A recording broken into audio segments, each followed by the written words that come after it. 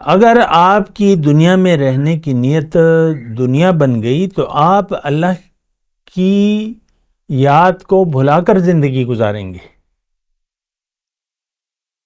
لیکن اگر یہ نیت آپ کی خالص ہو گئی، اللہ کو منزل بنا لیا، آپ نے آخرت کو ترجیح بنا لیا، پھر آپ کی باقی ماندہ زندگی اللہ کی یاد میں گزرے گی،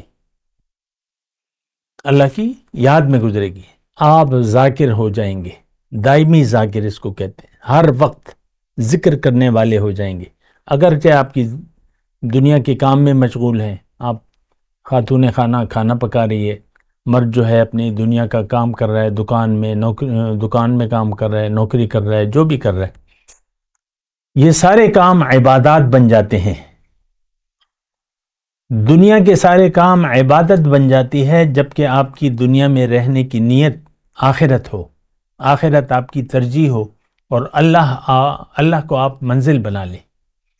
لیکن سارے نیک کام جرائم بن جاتے ہیں، گناہ بن جاتے ہیں، بیکار ہوتے ہیں، فضول ہوتے ہیں، ضبط ہوتے ہیں جبکہ آپ کی دنیا میں رہنے کی نیت دنیا ہو جائے۔ یہ بات اچھی طریقے سے نوٹ کر لیں۔ اللہ اکبر اللہ اکبر اللہ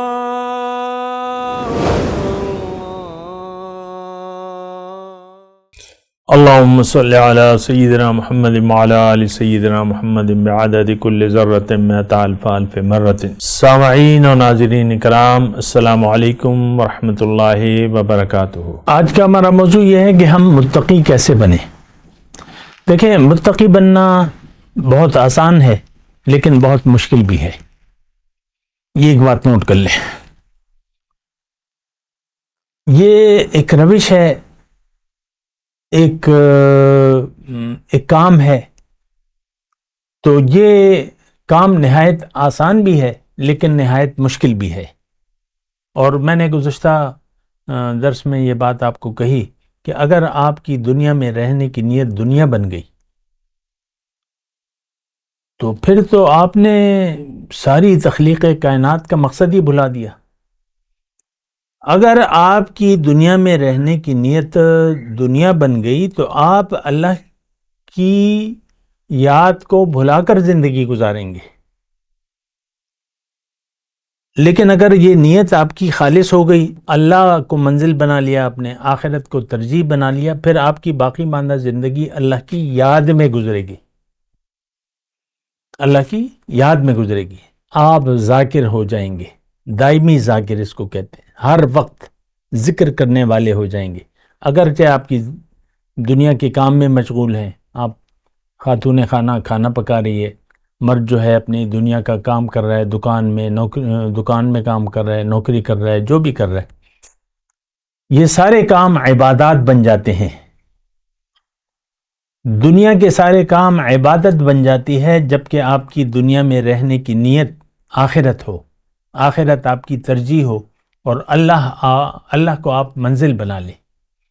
لیکن سارے نیک کام جرائم بن جاتے ہیں، گناہ بن جاتے ہیں، بیکار ہوتے ہیں، فضول ہوتے ہیں، ضبط ہوتے ہیں جبکہ آپ کی دنیا میں رہنے کی نیت دنیا ہو جائے۔ یہ بات اچھی طریقے سے نوٹ کر لیں۔ آج کا معاشرہ تو اللہ کو بھلا کر زندگی گزار رہے ہیں، دین کو اس نے ایک کھیل تماشا سمجھ لیا ہے، مکمل دین اپنانے پر یہ آمادہ نہیں ہے۔ دیکھیں، یہ ایک عام بات ہے، ہم میں سے ہر شخص جو ہے اپنی مرضی جینا چاہتا ہے، اللہ کی مرضی کے سامنے کوئی سر جھکانے کے لیے تیار نہیں ہے۔ اپنی مرضی سے ہم زندگی گزار رہے ہیں، ہماری اپنی ترجیحات ہیں اور جو بھی ہیں وہ دنیا سے تعلق رکھتی ہیں۔ آپ کی اپنی ایک انا ہے، آپ کی اپنی ایک خوشی ہے، آپ کی اپنی ایک پریشانی ہے، اور وہ بس آپ ہی آپ ہیں۔ نہیں، زندگی میں آپ نے اللہ اللہ کہتے ہوئے زندگی گزارنی ہے، یاد الہی میں زندگی گزارنی ہے، اور وہ اس وقت ہوگا جب آپ اپنی حقیقت کو جان لیں گے، اپنے مقصد حیات کو نہ صرف جانیں گے بلکہ مان لیں گے، یقین کر لیں گے کہ بھئی میں تو اللہ کا ہوں، میری زندگی تو اللہ کے لیے ہے، میرا جینا مرنا تو اللہ کے لیے ہے، اور زندگی کو، طرز زندگی کو اللہ کے لیے خاص کر لیں گے. یہ خاص طور پہ میں قرآنی آیت کا ترجمہ پیش کر رہا ہوں. وَإِلَّا الَّذِينَ تَابُوا مِن بَعْدِ ذَلِكَ وَأَخْلَصُوا دِينَهُمْ لِلَّهِ، قرآن کی آیت ہے. لیکن جو لوگ جنہوں نے رجوع کر لیا، میں کہہ رہا ہوں نا یہ متقی کیسے بنے، آپ کو رجوع الی اللہ کرنا ہوگا، نیت کو خاص کرنا ہوگا،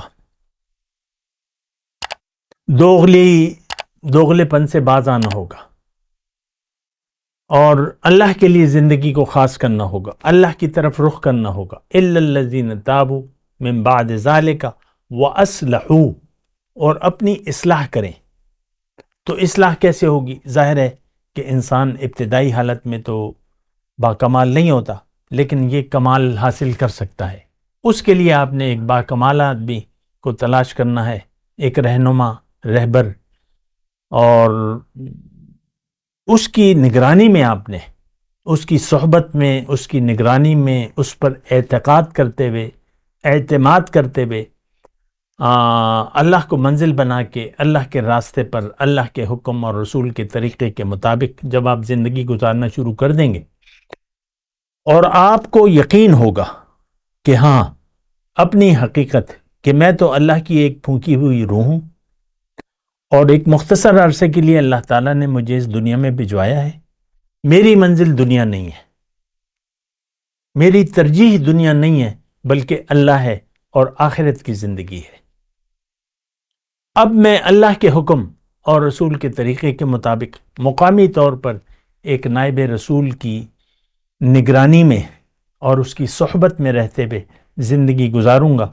اب جو زندگی آپ گزار رہے ہیں اور گزاریں گے، اس میں آپ احتیاط سے کام لیں گے، ہر معاملے میں محتاط رہیں گے، کیونکہ دنیا جو ہے یہ آپ کی توجہ اپنی طرف کھینچے گی. مختلف مسائل ہوں گے، اور پھر مختلف پریشانیاں شاید آئیں.